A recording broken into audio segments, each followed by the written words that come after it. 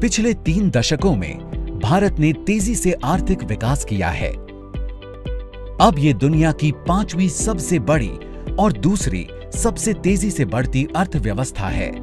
लगातार ऊंची सकल घरेलू उत्पाद संख्याओं के बावजूद इस विकास का सभी को समान रूप से लाभ नहीं हुआ है और ये लाभ मानव अधिकारों की कीमत पर आए हैं। जहां व्यवसाय का विस्तार हुआ है और शक्ति बढ़ी है, वहीं उनके संचालन का लोगों और धरती पर गहरा नकारात्मक प्रभाव पड़ा है। 2011 में मानव अधिकार परिषद ने एक मत से व्यापार और मानव अधिकारों पर संयुक्त राष्ट्र के मार्गदर्शक सिद्धांतों को अपनाया।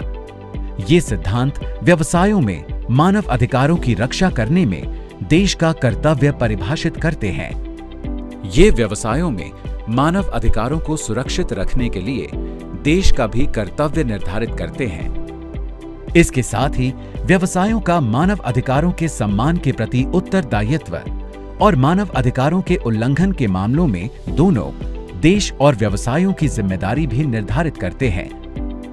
इन्हें स्वीकार करने के बाद मानव अधिकार परिषद ने सदस्य राज्यों से व्यापार और मानव अधिकारों पर राष्ट्रीय कार्य योजना NAP या NAP विकसित करने का आह्वान किया है।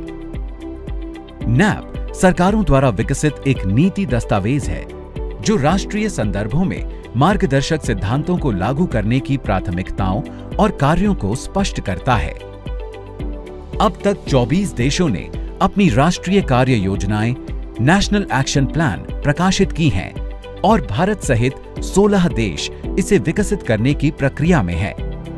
जैसे भारत अन्य राष्ट्रीय कार्य योजनाएं प्रकाशित करने वाले देशों की श्रेणी में आता है, हमें सुनिश्चित करना होगा कि ये व्यवसायों द्वारा होने वाले उल्लंघनों की जमीनी हकीकत को संबोधित करे। खुद को शिक्षित करके, बेहतर जवाबदेही की मांग करके और अपनी चिंताओं की सुनवाई द्वारा हम एक अंतर ला पाएंगे और एक मजबूत नीति को आकार देने में सहयोग कर पाएंगे। संयुक्त राष्ट्र के मार्गदर्शक सिद्धांत और भारत के व्यवसाय और मानव अधिकारों के बारे में अधिक जानकारी के लिए www.responsiblebiz.org देखिए।